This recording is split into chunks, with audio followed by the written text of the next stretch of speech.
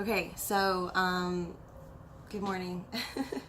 We stopped last night at like 2:30 in the morning with the Manipura chakra. So now we're going ahead to the Anahata, where okay, now we're in the center of the chakra system. The very center chakra is the Anahata, and that is your heart chakra. It's the green one on the pictures.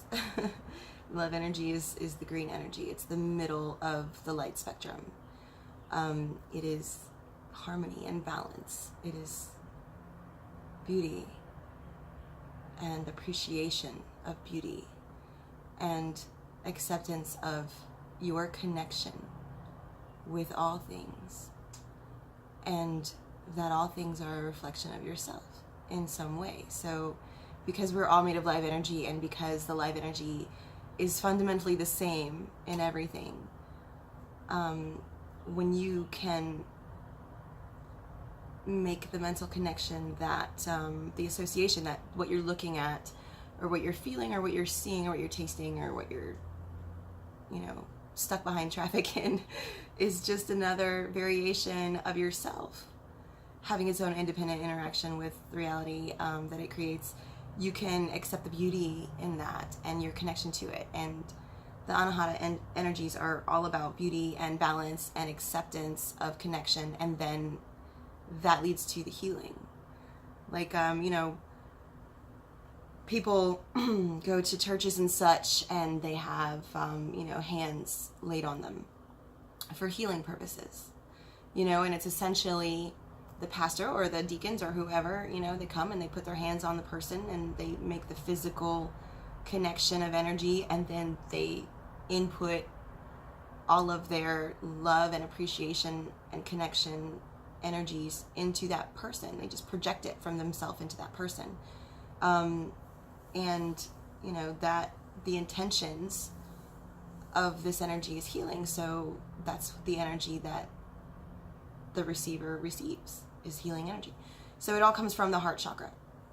So anyway, Anahata. Fourth from the bottom, in the very center of the chakra chain, is the Anahata, or heart chakra. This is also called the iron chakra for its role in alchemical transmutation. This tells us that Mars is its governing planet. Mars is action. Action is fire. But this is not, but this element, but the element that rules this chakra is air, which is consciousness. So this chakra is about the conscious actions of our being. Oh, but there's more. Mars is motivated by Venus, who is love. Love is the key to activate this chakra. Love moves us. It's not movement itself, it's the purpose for movement. The most reasonable Vulcan-like logic will be completely ignored for love. And perfect love is selfless love. So to activate a portal that works on love energy, you must come in perfect love. This is kind of the iron fist effect. You charge up your energy and you focus your chi and you spread the love. If you can't tell, I'm kind of a nerd. Like, I will reference Star Wars and Star Trek and Marvel all day long. Okay, situated between the lungs, this portal gives us healing energy. Being in the center of our chain and dominated by air, we can determine that this chakra also concerns itself with balancing energies. It is directly connected to the white blood cells of the body as well as the thymus. That gives us the healing properties. There's your immune system. And its vibration extends out into the fingertips, promoting healing by laying on of hands. We can literally share this love energy through touch. Its divisions are 12, and its color wavelength is green, which is also the center of the human's perceptible color spectrum. Because all that we see or seem is but a dream within a dream.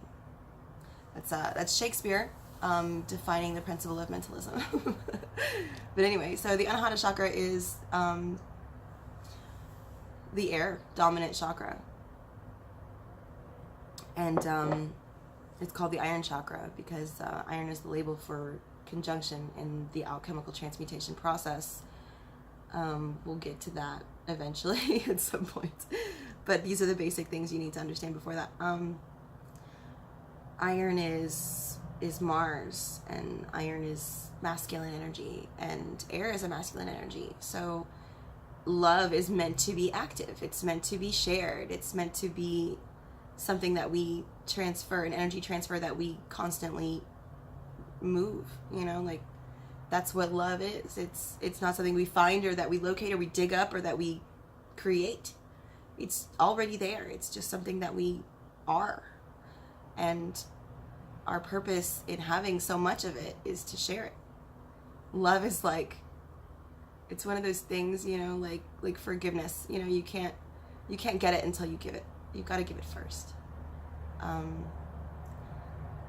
But you know, there's a lot of power in this chakra, and you know, it pulls energies that overwhelm you if you let them, if you can't polarize yourself and neutralize yourself against them. You know, it's maddening because air is an active masculine energy, but love comes from the soul, and it's you know, they're both two opposites, equal opposites, sides of the same thing. So to love something is to see all of it, you know, to appreciate all of it, the good and the bad, to appreciate the beauty and the symmetry of its creative process, and then also understand that sometimes it goes against the grain and it doesn't function properly. Like, it's not going the way you want it to go, but loving it anyway. You know, I always say, there's very few people in the world that know everything about me and love me anyway. It's a choice that you make. It's a solid choice. It's hard for me to open up, put the walls down and let people in close enough to love me. I'm very comfortable with rejecting the opportunity for rejection. Like, I'm very good at that. But love is more like healing. It's more like a connection. It's like you have to first appreciate it and then connect yourself in there too. Like, you have to put the fact that it's so beautiful and so symmetrical and so perfectly balanced and so Fibonacci, and you have to understand and appreciate what you're looking at. And then the second part of that is to connect yourself in there. You have to understand that you're the same. That's me, you know, like that energy in all of its beauty and form. I'm the same thing. We're both the same energy. So as beautiful and amazing as that is, me too. I'm not beautiful and amazing. And in appreciating other things, you learn an appreciation for yourself. And that's beautiful. It's mind-blowing. It's easy once you figure it out, but you just fight it the whole time. Emotionally, you're just like, no, you got this, you know, in the back of your head, you know, like, no, but it's different, but I'm different, but that's not, you know, but there's no such thing. There's no such thing as not you. Like, everything is you. We're all live energy, and live energy is all the same thing. We are the all. I am the all. You are the all. That plane is the all. This chair is the all. The table is the all. The phone is the all. Everything is the all, because the all is everything. So all-inclusive all includes me. And once you get that, it's a beautiful thing. It's a revelation of beauty, which leads to a revelation of connection, which leads to unity and oneness and appreciation thereof. And once you have unity, there's really nothing stronger. There's nothing stronger than unity at all. United we stand, divided we fall. And the reason for that is because division is less strong than unity. Like, unity is everything. But you know, you have to step, you know, there's steps in the ladder system. You got to start at the bottom, which is basic physical. Okay, we're in this body, you know, let's figure out how to use it type deals. And then you go into the emotional aspect, which is like, you know, okay, this body comes factory settings to emotional shit. Okay, let's figure out how to maintain that, you know. And then once you figure out your emotional shit, you know, you go into the will and fire and spirit, and okay, let's have a plan now. Like, we got into the car, we figured out how to cut it on, we figured out how to maintain it, we figured out what all the buttons do and what to avoid. Now let's have a goal, let's go somewhere. Now we can do stuff. Now we know how to operate our vehicle, now we know how to maintain our vehicle, now we know what our vehicle is capable of. Let's do that. Let's do whatever, let's do anything. So making a plan, that's the Manipura. And then the Vishuddha is, while we're journeying, let's connect with all the things around us, because they're us. Like, that's me in a different function. But the connection is key. If you don't connect with the world around you, with the energies around you, with the life you've been given, you kind of miss out on all of the growth and progression that is required. It's like the whole purpose. So the purpose is connection, and the connection leads to unity, and unity is strength and oneness, and that's what we're trying to get back to. That's where we came from, that's what we're trying to get back to. That's the journey. So the Anahata chakra expresses the energies required for such things as connection, appreciation, and unity. So boom. Okay, so let's do the Ajna, because this is everybody's favorite chakra. Oh no, I'm sorry, we're at Vishuddha. I'm sorry, I'm skipping ahead. Vishuddha. Okay, Vishuddha is a very cool chakra. Vishuddha is your throat chakra. It's legitimately behind or corresponding to your thyroid. Like, there's a little butterfly inside of your throat all of the time, and that is your Vishuddha chakra, and as well as your thyroid gland. So in the higher spiritual realms, we come to the Vishuddha, or throat chakra. This is also known as the copper chakra for its role in alchemical transmutation. This portal is concerned with communication and creative self-expression. It is positioned in the throat and connected to the thyroid glands. You activate this chakra when you are listening to music, dancing, performing, or observing the arts, and writing. This is the chakra that empowers your original thought. All of the imagination your conscious state can conjure comes out from here. It has 16 divisions, and its color wavelength is blue. Its ruling element is spirit, which is fire, but in more concentrated form. Its ruling planet is Venus, who lives for creation and loves freedom of self-expression. This is how our spirit and our soul communicates to our mind. High note singing, like opera, really kicks this chakra into gear. It's easy to throw this chakra out of balance by living a life of limitation and lack of personal time. An imbalance or blockage in this Vishuddha chakra will express itself physically in thyroid issues. The thyroid is also responsible for growth. So before you start to take medicine for this sensitive gland, examine the possibilities of the problem being within the chakra, not the gland. Okay, so that's a lot. It's like only one paragraph, but it's a lot, okay? Because you got to break it down and understand the concepts thereof. First and foremost, it is your creative expression chakra. So in writing, in reading, in communication, in self-expression, in cussing, in singing, in arguing, in self-defense mode, all of that comes from here. Your creativity is your imagination, your original you in it. Like whatever you're doing, whatever part of you put into it, that's where this comes from. And your ability to express the you-ness pulls its energies from here. And that's a really cool thing. You can't just be a robot. You gotta put a little bit of you in everything that you do, and everything that you say, and everything that you are has to be a little you. And your personal, communication style is specifically you.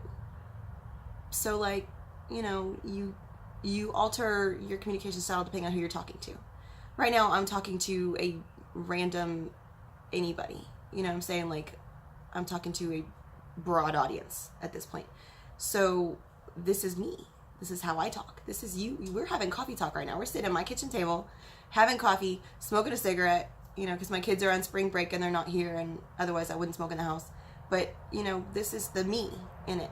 Like, I mean, this is me. I just woke up, I made coffee, I sat down, and I started doing this because that's self-expression.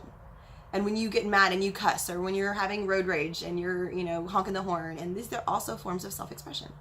When you paint, when you color, when you dance, when you sing in the shower, when you karaoke like a rock star,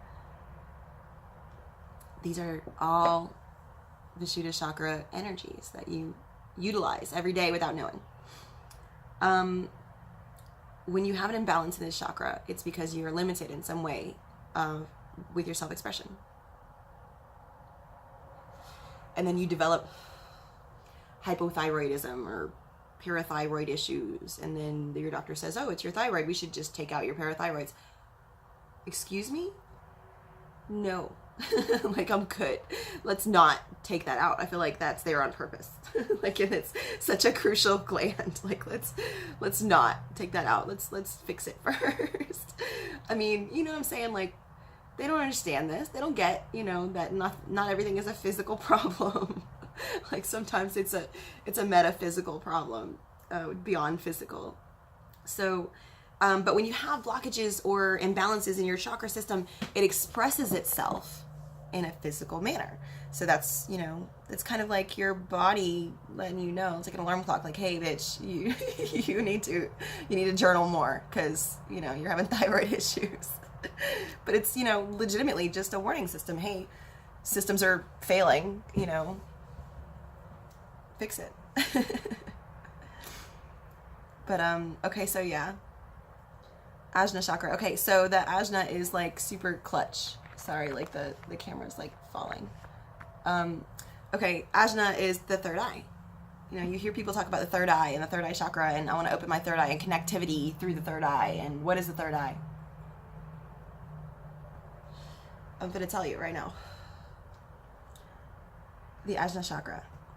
Here is the most sought after power in all the world. This is the ajna chakra, also known as the third eye. In alchemical transmutation, this is the silver chakra. It is in the middle of your head, between the pituitary and pineal glands. Its divisions are 96. It's divided into 96 pie pieces. And its color wavelength is purple, or the spectrum would say indigo, whatever. It's directly connected to the pineal gland. Its dominant element is light, which is Akasa, the mother of fire, which is why it's also in the fire's domain. It's ruled by the moon, however, and we already know the moon is a powerful sacred feminine essence. And that alone should tell you that this chakra is not only powerful, but also feminine. And, hell hath no fury type strength. Like,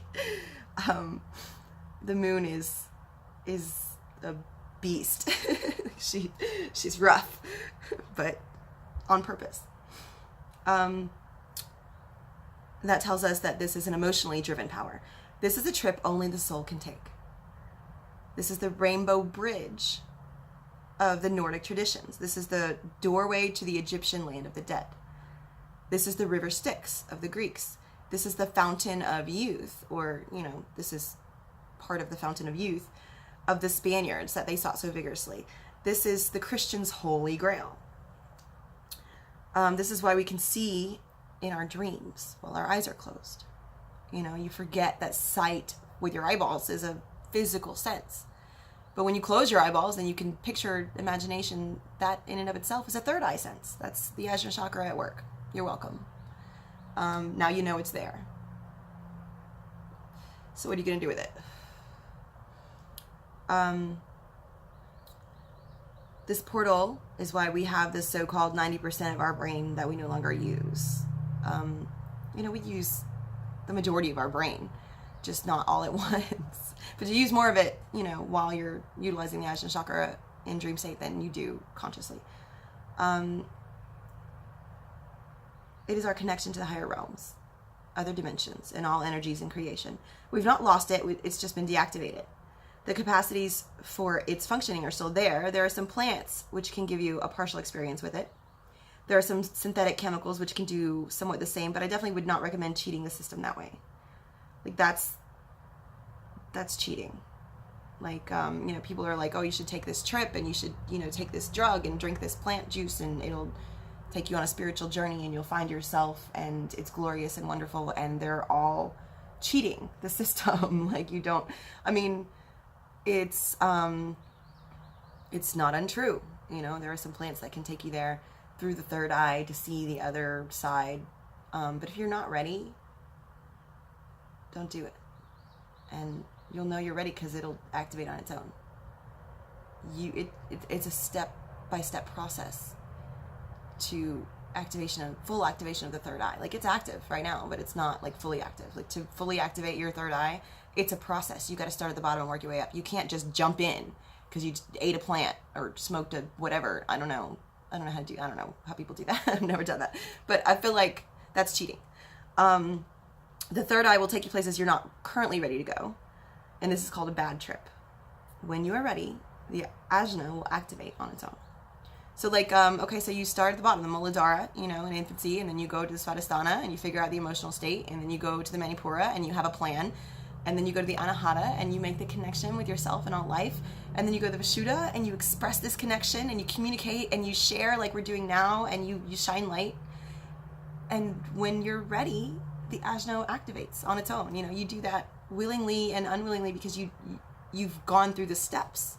The process is unfolding the way it should, and now you're ready to be on the other side, as opposed to just being thrown over there, like in Doctor Strange, where she's like, open your eye, and she pushes him through all the dimensions, and he's like, whoa, what was all that? Yeah, it opened his eyes, but he wasn't ready, So when he started learning and studying and developing on his own, then he could do it on his own. He could astral project, and he could, obviously you're not physically battling anything in the astral plane, but, it was cool to watch.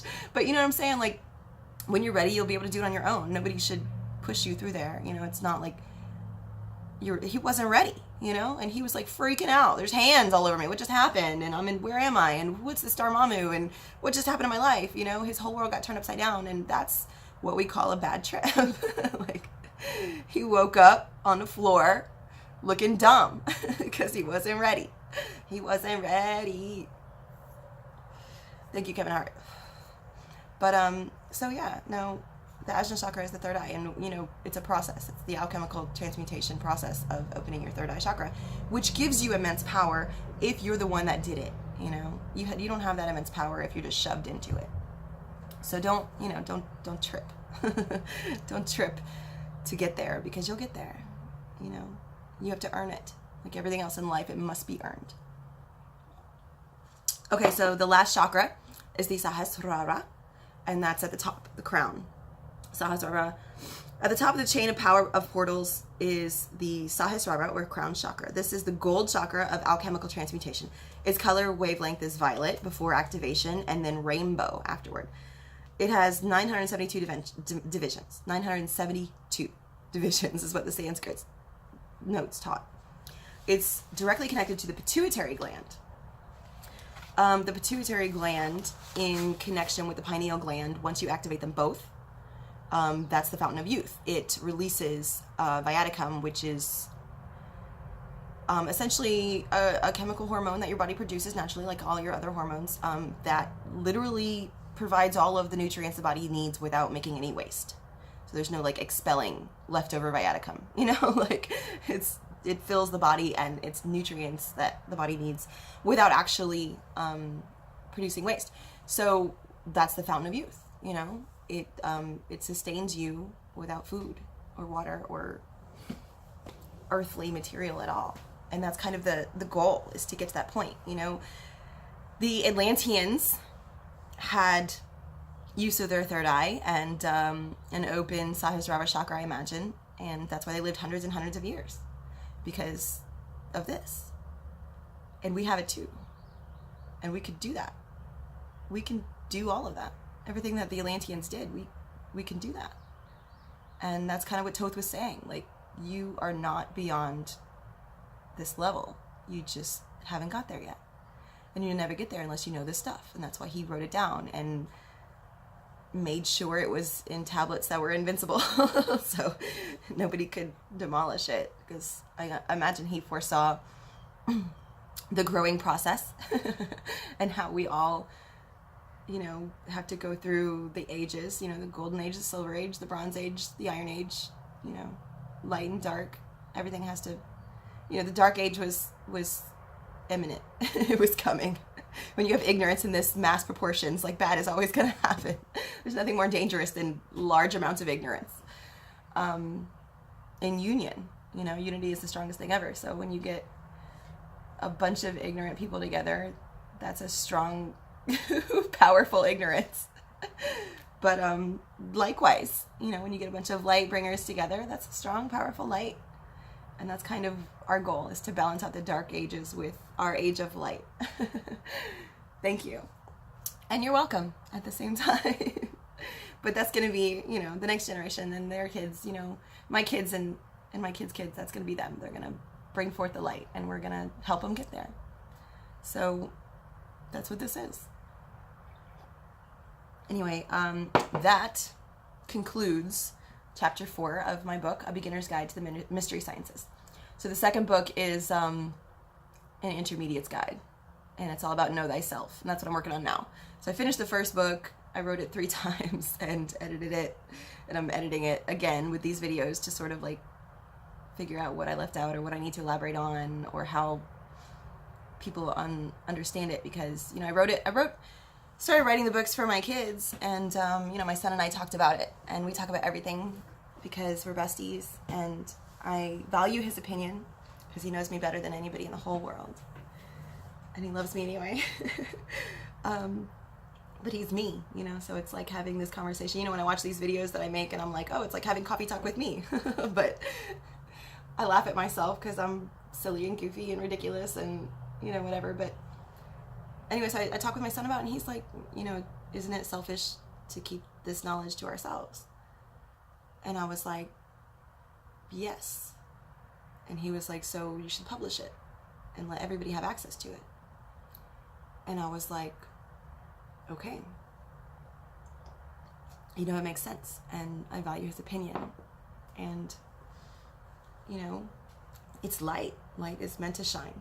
And I can't, nor do I desire to control how it is received. You know, once I put it out, I don't have any control over how it is received, or, you know, where it goes, or who shuts it out, or who accepts it, or whatever. But the point is the intention, that it is light to shine and to be shared, and that's all I can do, is put it out. You know, I can't control where it goes, or how far it goes, or how well it's received, or, you know, the critiques that people are going to come at me with, you know, like, oh, you don't know what you're talking about, or, oh, I read this, or, you know, this opinion is that, and da-da-da, and really, I don't want to. Like, that's not the purpose of this.